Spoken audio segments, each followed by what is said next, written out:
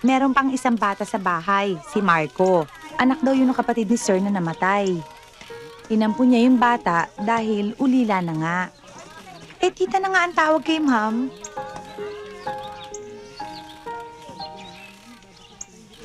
Rose, pag may bakante naman, isingit mo naman ako dyan, oh. Pwede ba? Ibibigay ko sa'yo yung number ko. O, sige. Ha? Be careful. Don't hurt yourself too much. Darling, you're perspiring.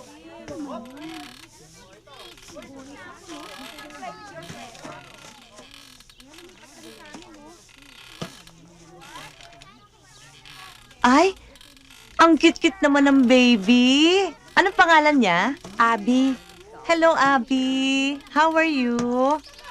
Ang ganda-ganda naman. ikaw, nasa ang alaga mo? Ay, hindi ako yaya. Pasensya ka na ha. Kala ko kasi. Hindi, okay lang. Alam mo, mahilig kasi ako sa bata eh.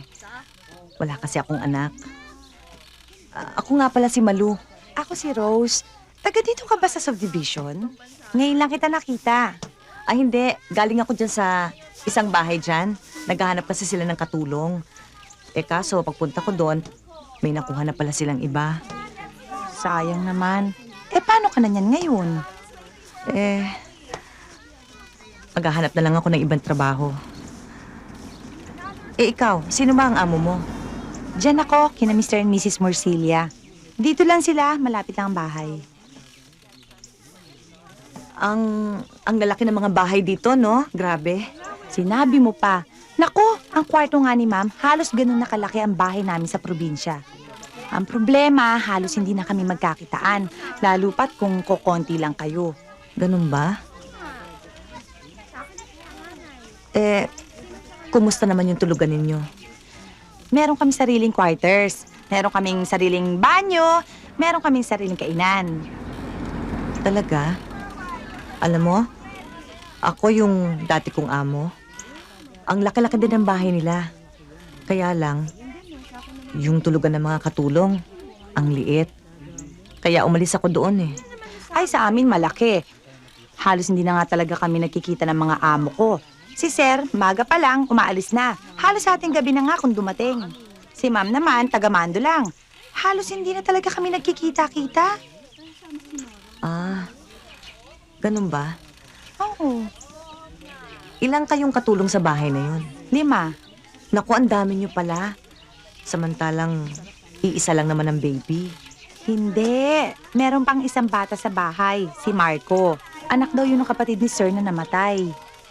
Inampun niya yung bata dahil ulila na nga. Tita na nga ang tawag kay ma'am.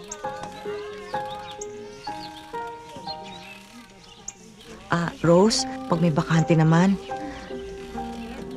isingit mo naman ako dyan, oh. Pwede ba? Ibibigay ko sa'yo yung number ko. O sige. Ha? Irekomenda mo ko, ha? Sige. Tulungan mo ko. May ballpen ka ba? Meron ako dito. Ito.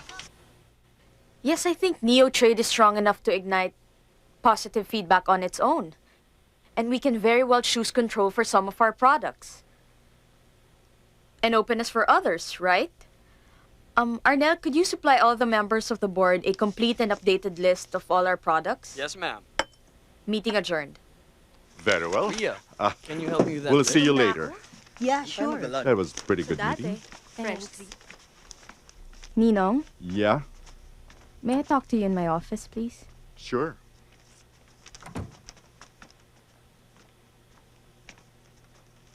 Thank you. May problema ba? Is it about Edwin?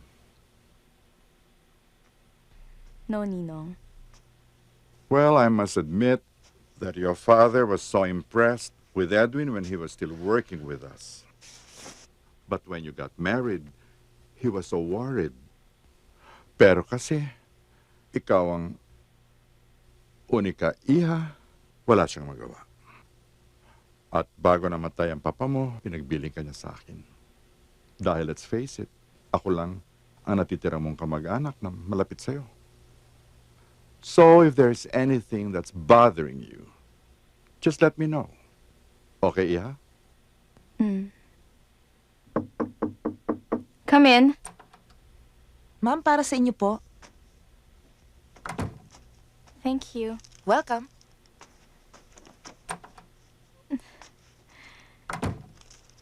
Galing kay Edwin. Well, what can I say? Okay, Iha, I have to go now. Okay. Thank you, Ninong. Anytime. See you. Okay.